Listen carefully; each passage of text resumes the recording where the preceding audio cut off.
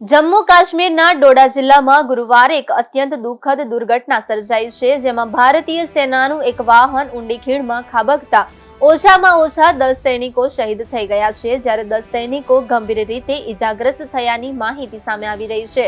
આ ભયાનક અકસ્માત ભદ્રવાસ ચંબા આંતરરાજ્ય માર્ગ પર આવેલા ખન્ની ટોપ પાસે થયો હતો।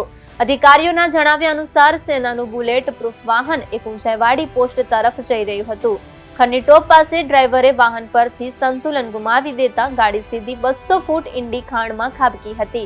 દુર્ઘટનાની જાણ થતાં જ સેના અને સ્થાનિક પોલીસે તાત્કાલિક સંયુક્ત બચાવ અભિયાન શરૂ કર્યું હતું। તમામ ઘાયલ સૈનિકોને એરલિફ્ટ કરીને વધુ સારી સારવાર માટે ઉધમપુર મિલિટરી હોસ્પિટલમાં ખસેડવામાં આવ્યા છે।